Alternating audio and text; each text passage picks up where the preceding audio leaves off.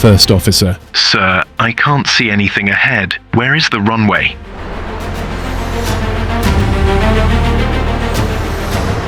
Captain. I can't see anything either, but we don't have any time left. If we don't land this time, no one will survive.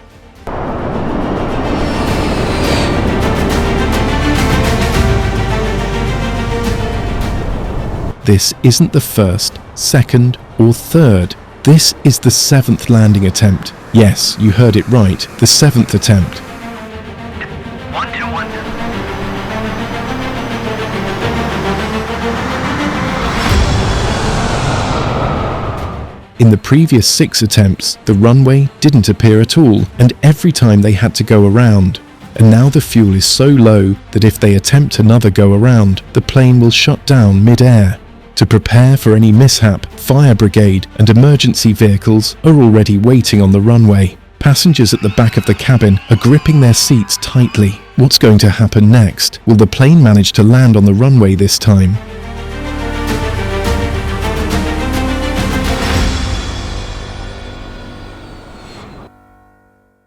This is the mind-shaking true story of Jet Airways Flight 555.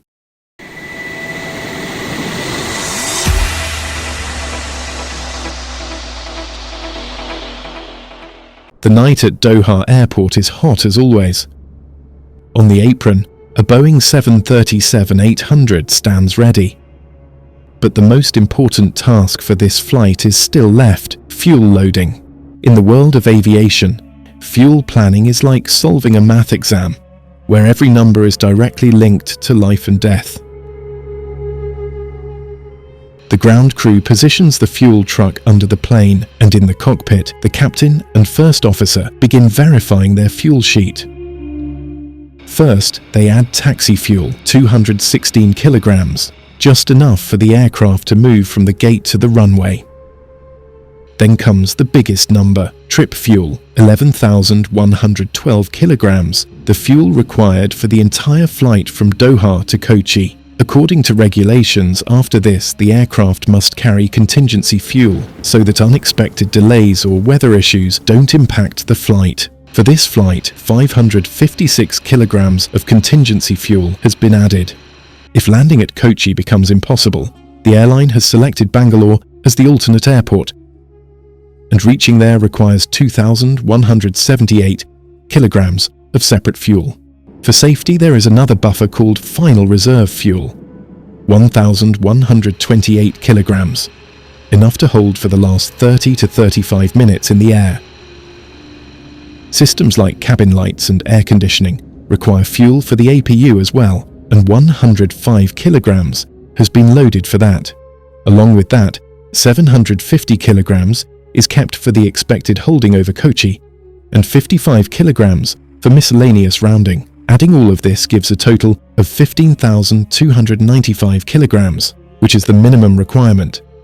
But Jet Airways has loaded even more than this, 16,100 kilograms. Meaning everything looks perfect on paper. If the weather stays normal, this will be a routine flight. The journey from Doha to Kochi is officially about to begin. As soon as Doha Airport gives pushback clearance, the Boeing 737-800 slowly starts rolling backward. The night sky looks completely clear. The tower gives the call, Jet Airways 555, cleared for takeoff. The aircraft accelerates rapidly. The wheels lift off the runway, and the Boeing 737-800 takes off smoothly.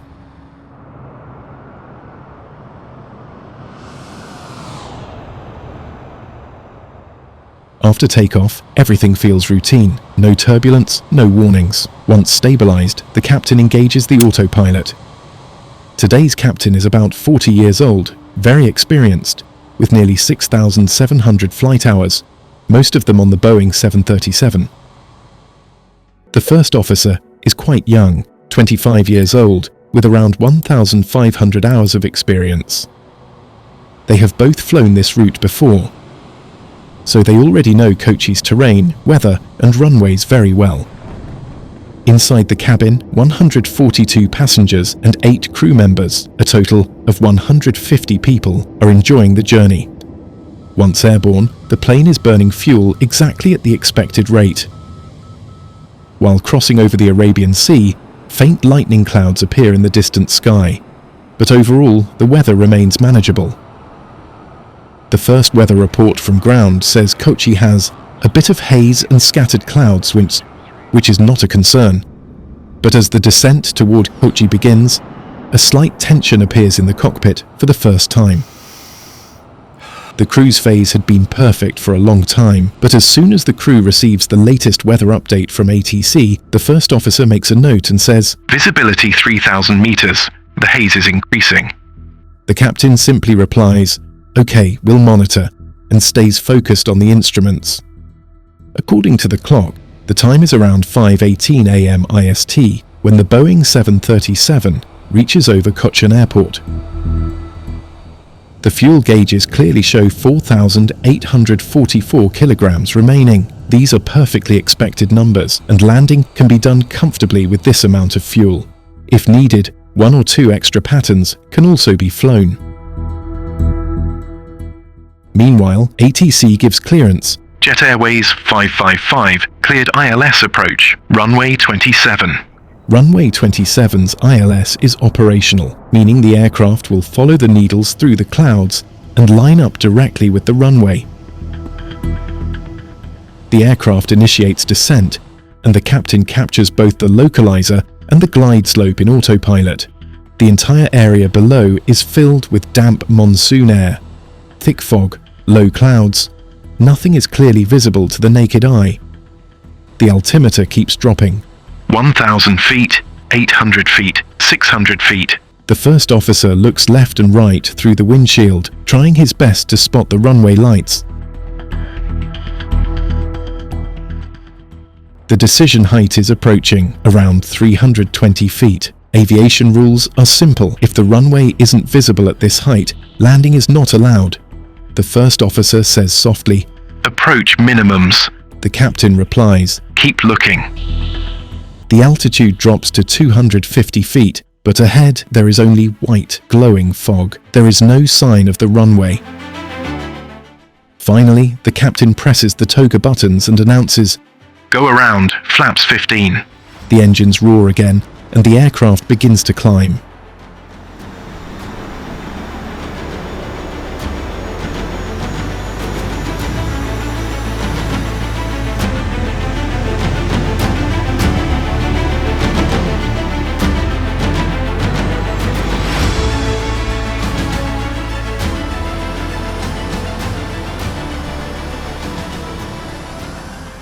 This is the first missed approach of the flight.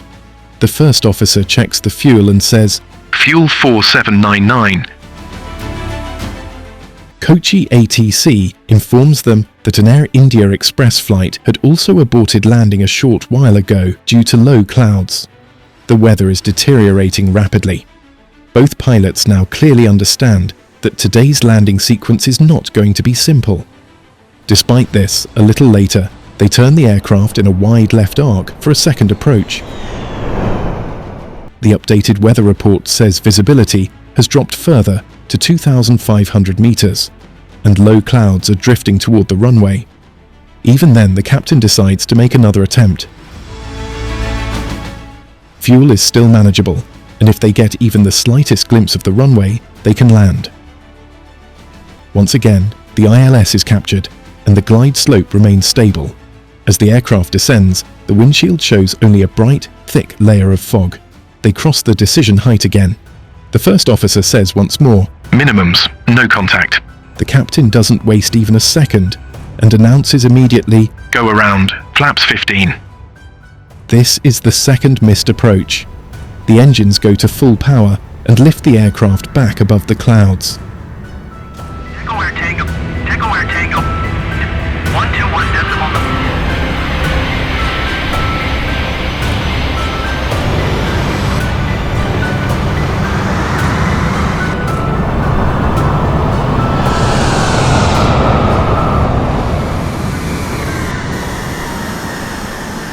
The first officer quickly checks the fuel and says, "Fuel 3919. fuel is no longer in a comfortable margin. The The captain requests a weather update from ATC, but every update is worse than the previous one. Low cloud patches are completely covering the runway. Meanwhile, another big twist appears in the story. At the same time, an Air India Express aircraft trying to land at the same airport announces on the radio that because of low visibility, it cannot see the runway lights and is unable to land safely. Hearing this, both Jet Airways pilots come under even more pressure. Now, the safest and most logical choice was clear. They should abandon the idea of landing at Kochi and divert immediately to their alternate airport, Bangalore, where the weather was perfectly clear. But this is where the biggest mistake happens. Perhaps the airline wanted to save fuel, or maybe the pilots believed that the weather could improve any moment, and with this hope, they decide to wait a little longer at Kochi. And that is probably why, even after the second go-around, both pilots decide to enter a holding pattern over Kochi, circling and waiting for the weather to improve. This is where the real danger begins. The aircraft starts circling repeatedly over the city of Kochi, but with every passing minute, the fuel is burning rapidly. If you remember the fuel calculation at the beginning of the video, this is the same 750 kilogram holding fuel, kept for emergencies, exactly like this. The aircraft continues to fly in the holding pattern for over 30 minutes. From the outside, this decision seems safe, but in reality, this hold becomes a silent killer. Because during these 30 minutes, the fuel level drops dangerously fast. Now the plane has only 3,900 kilograms of fuel left. Now pay attention. To reach Bangalore Airport, the aircraft needs around 3,300 kilograms of fuel, which means if they want to go to Bangalore, they must divert immediately, without wasting a single second. During this hold, the first officer asks, "Sir, can the haze reduce?" The captain replies, "Let's wait, maybe one more attempt." and with this hope, the pilots decide to make another landing attempt at Kochi. But this third attempt is now extremely dangerous, because if this also fails, the plane won't have enough fuel to reach Bangalore. Cutting through the clouds, the aircraft descends once again. 1,000 feet, 800 feet, 500 feet. But still, nothing is visible, and once again, the landing attempt fails.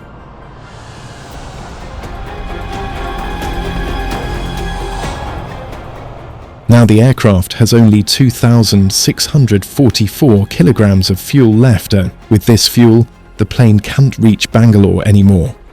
Before moving forward, let's pause for a moment and understand this whole sequence in simple words, so you can clearly see how the plane reached this critical situation. When the aircraft started its first approach to Kochi, it had around 4,844 kilograms of fuel. The first landing attempt failed. The first go-around happened. Fuel dropped to 4,699 kilograms. The second attempt was made. That too failed. Fuel fell to 3,919 kilograms. Then came the third go-around. The third landing attempt also failed, and now fuel was only 2,644 kilograms. Meaning with every failed attempt, fuel kept falling sharply, and the situation kept slipping out of control. By this point, to reach the alternate airport, Bengaluru, the minimum required fuel was 3,306 kilograms, but only 2,644 kilograms remained, meaning Bengaluru was no longer reachable, and that is why the aircraft could not go to Bangalore under any circumstances. Now the situation was crystal clear. Kochi had to be abandoned. Bangalore was out of reach. Silence fills the cockpit for a few seconds. Then the captain says on the radio, "We are diverting to Trivandrum." This decision was now a compulsion. With the remaining fuel, Trivandrum was the only hope. The aircraft leaves Kochi airspace and turns toward Trivandrum. But there is another truth. A truth that makes this diversion even more dangerous. Trivandrum, like Kochi, lies on the same coastal belt where weather changes within minutes. Haze, low clouds, sudden visibility drops, all very common. Meaning the kind of weather they were escaping from at Kochi. The same weather could be waiting for them in Trivandrum. Bangalore, on the other hand, is inland. Its weather is more stable, and chances of low visibility are far lower. That is why, from a safety perspective, Bangalore was the safer option, but due to fuel shortage, the pilots were forced to turn toward the risky coastal Trivandrum. As the aircraft reaches the halfway point, they receive Trivandrum's latest ATS, and this update shocks both pilots. Weather report. Visibility 1500 meters, haze, low clouds. The first officer quietly says, Sir, this is worse than expected. The captain pauses and replies, We don't have fuel to go anywhere else. Here comes another twist. Trivandrum's, or ILS, is out of service. For your information, normally the ILS helps guide the aircraft precisely to the runway, but this time Trivandrum's ILS is shut down. This means the autopilot cannot guide the aircraft directly to the runway. The pilots will now have to bring the aircraft down manually, relying only on judgment and experience in the final seconds. These conditions are even worse, more dangerous than Kochi. But now nothing else can be done. The aircraft begins descending toward Trivandrum. A low mist layer hangs above the coastline, and the bright sunlight directly in the direction of runway 14 is reducing visibility even further. First officer. Sir, sunlight straight ahead on runway 14. Captain. We'll try runway 14 first. No time to reposition for the other side. In the cabin, the seatbelt signs are on. ATC announces, Jet Airways 555. Visibility 1500 meters. No ILS. Cleared VOR approach runway 14. The captain is already mentally prepared. This is a non-precision approach, meaning the runway will not line up in a perfect needle-straight path. Fuel is burning fast, and each passing minute is reducing their remaining options. ATC calls Jet Airways 555. Continue approach. Report runway in sight. The captain says just one line. Let's hope we see the runway this time. The aircraft approaches the MDA, minimum descent altitude. Below this height, the aircraft may only descend if the runway is visible. Altitude drops. 900 feet, 800 feet, 700 feet. The first officer scrubs the windshield and strains his eyes, but all he can see is a solid wall of grey-white haze. No contact, no runway. Go around? The captain decides instantly. Go around, flaps 15. And just before reaching the ground, the aircraft begins climbing rapidly.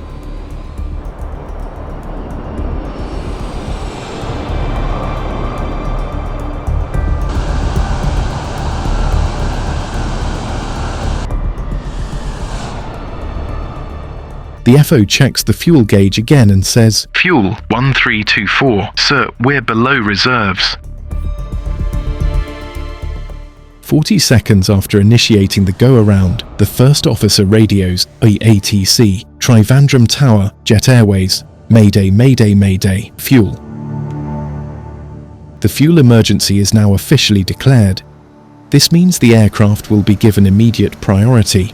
All other traffic will be cleared away, and this flight must land on the next attempt. If not, the engines may shut down due to fuel starvation. Tower replies, Jet Airways 555, Mayday received. Return immediately for landing runway 14. Runway lights are at full brightness. All emergency vehicles are standing by.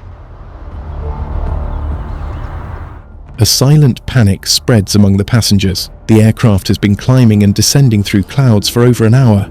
Many try looking out of the windows, but all they see is fog and clouds.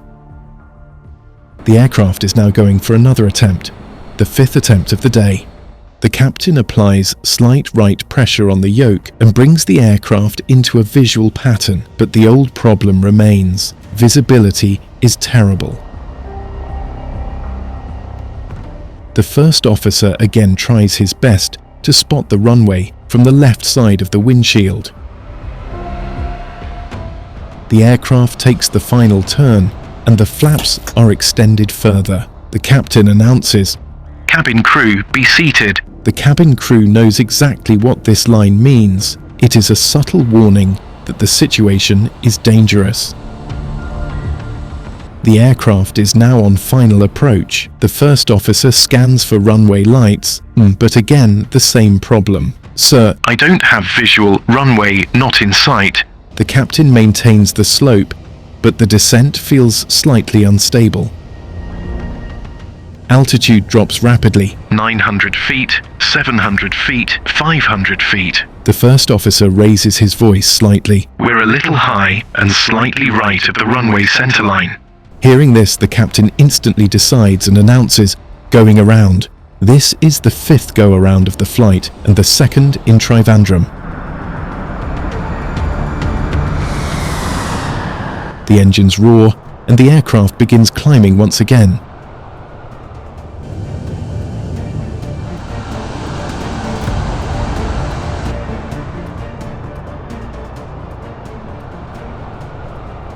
The first officer checks the fuel and announces, "Fuel 898."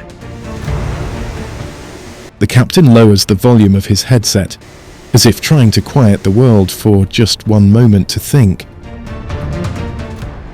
ATC asks, "Jet Airways, confirm going around."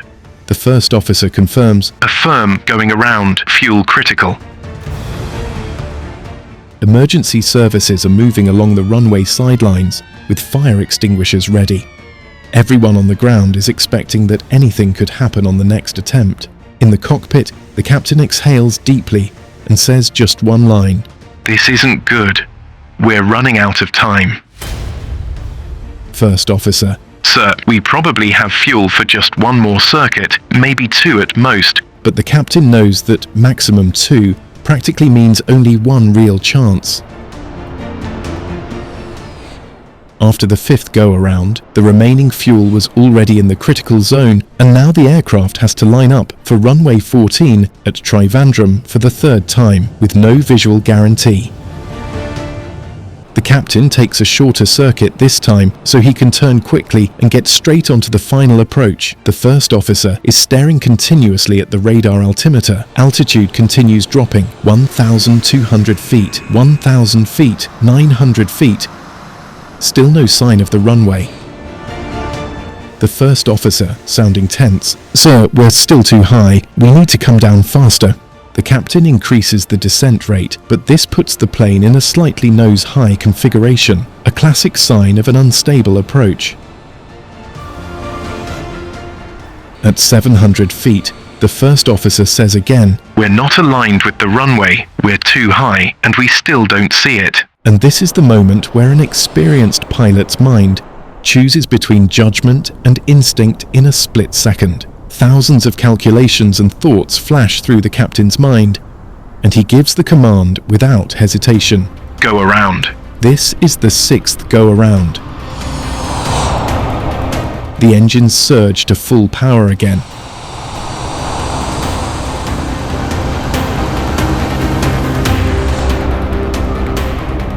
And the aircraft disappears back into the clouds after yet another failed attempt. The first officer looks at the fuel gauge and freezes. Fuel 662. only 662 kilograms. Seeing this number, both pilots instantly understand there is only 5 to 7 minutes of fuel left. No alternate airport left, no backup plan. Bangalore out of range long ago, and Trivandrum's runway still not visible.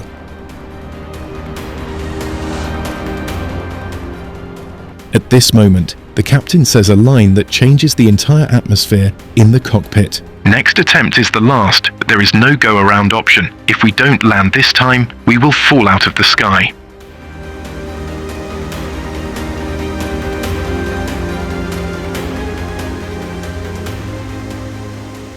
The aircraft now has zero margin. If the next approach is unstable, or the runway appears 1 second too late, or the angle is slightly off, the engines will flame out mid-air and the plane will crash. ATC repositions emergency vehicles again. Fire trucks, ambulances, disaster teams, all standing ready on the runway. The tower calls, Jet Airways 555. Listen carefully. You must land on your next attempt under all circumstances.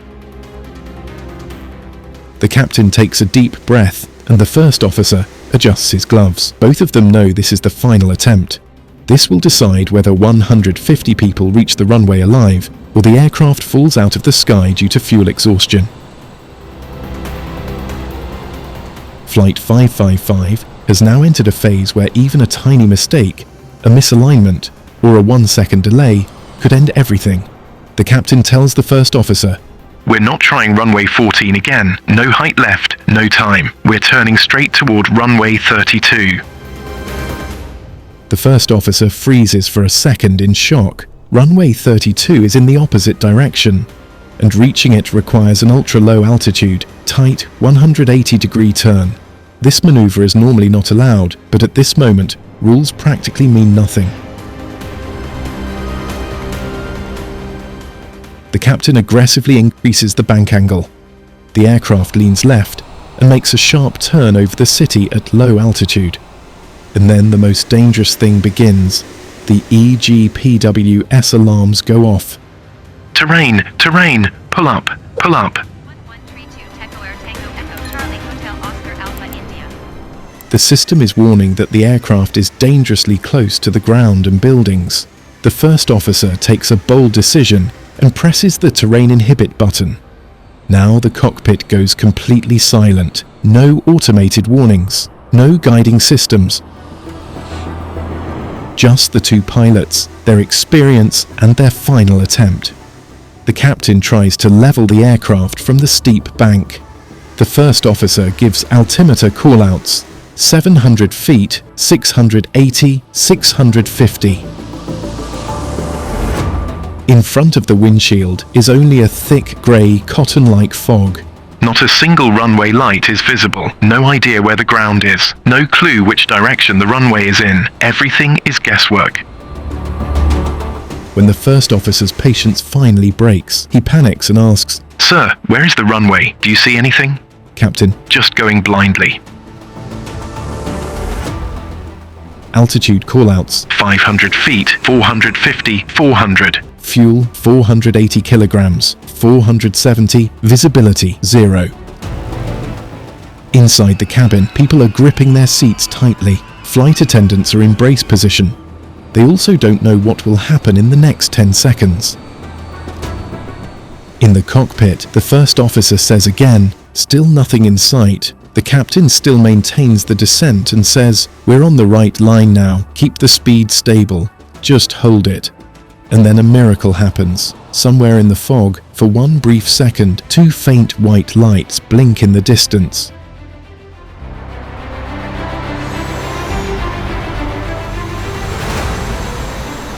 The first officer shouts, Runway, sir, I see the threshold lights. The captain makes micro adjustments, slight left rudder, nose down correction, altitude is dropping fast. 200 feet, 150, 120. Finally, the fog cracks open slightly, and suddenly the bright white runway centerline lights appear in full clarity.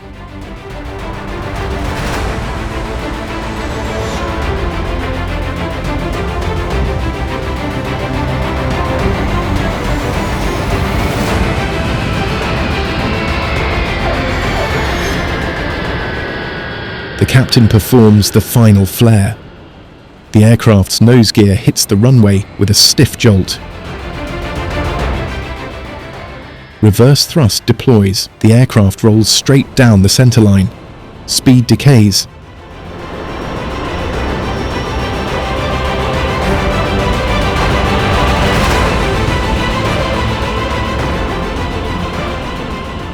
The aircraft slows, and finally it comes to a stop safely on runway 32.